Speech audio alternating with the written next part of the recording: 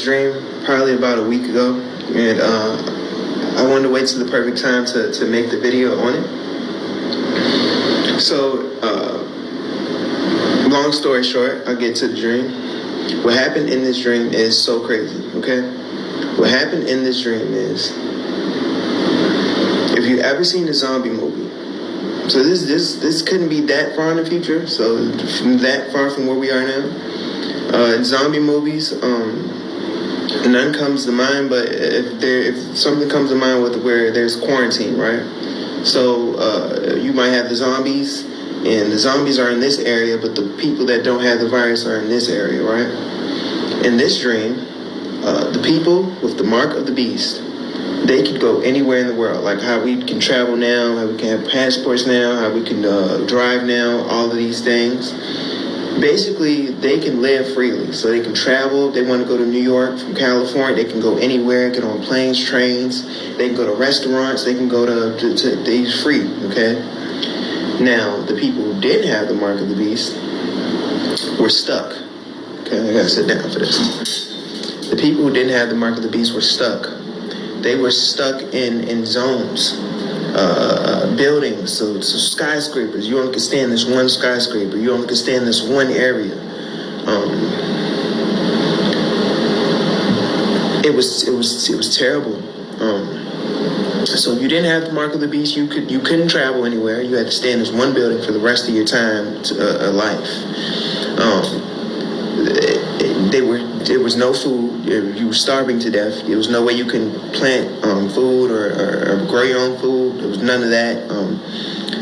If you tried to leave the zone, you would be shot immediately by terrorists. They had robotic AI terrorists that will recognize you. They will recognize that you don't have the mark and that you're leaving the premises, and you will be shot.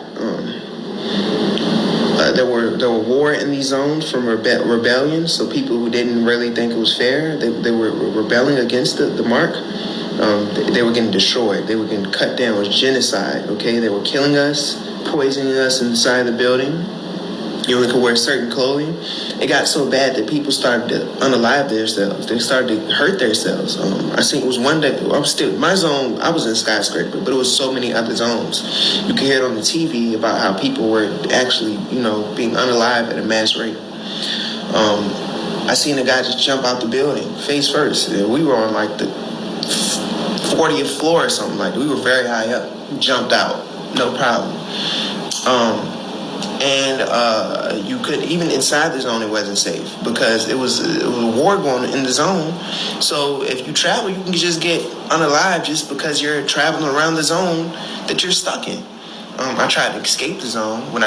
This is how I found out it was terrorists. I tried to escape the zone. And when I tried to escape the zone, the terrorists started shooting at me, right?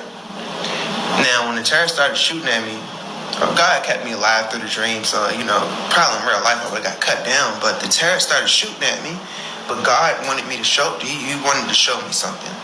What he showed me is that the people with the mark of the beast, they were traveling through the zone, out the zone, wherever they wanted to travel, walking. The terror was shooting at me, and these are very large, high-caliber bullets. The people with the mark of the beast didn't even notice that I was being shot at. They didn't even care. It was like a virtual reality headset, but without the virtual reality headset. Like, they looked like normal people. It wasn't no mark or circle on it. Like, I knew it was all digital, so it had to be like a link in their heads or in their hand. And they didn't even notice the outside world. They didn't notice the genocide. They didn't notice anything. Everything was selfish. Everything was just about them, about where they wanted to go, about how they wanted to do things. And the link actually buffered out, made them blind, literally, to our starvation, our death, it made them blind to everything.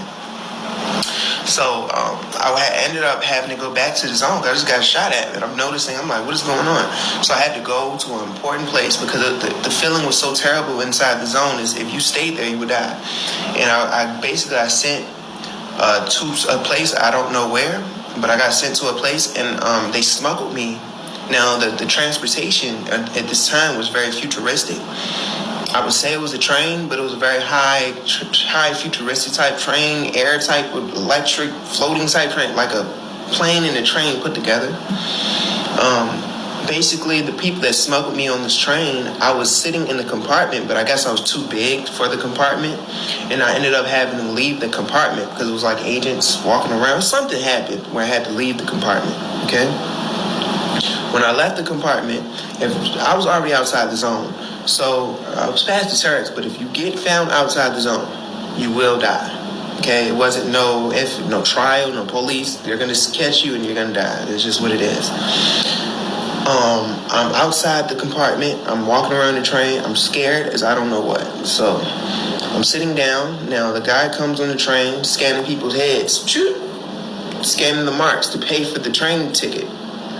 As he's scanning the marks, he's going down, and I'm sitting beside this NDC. I'm sitting beside, and I'm like, I'm scared. Okay, so I called on the name of I prayed. I said, please save me. Please save me. I don't want to die. I was honest. And he got to the guy beside me, and I just had faith, ultimate faith. I was just like, F it. If whatever's going to happen, I'm going to keep my faith. He went to scan the guy beside me, and I called him. He walked past me. He walked, the guy that's scanning, the train ticket guy, he walked past. I was invisible. God made me physically invisible to this guy. He didn't even notice me.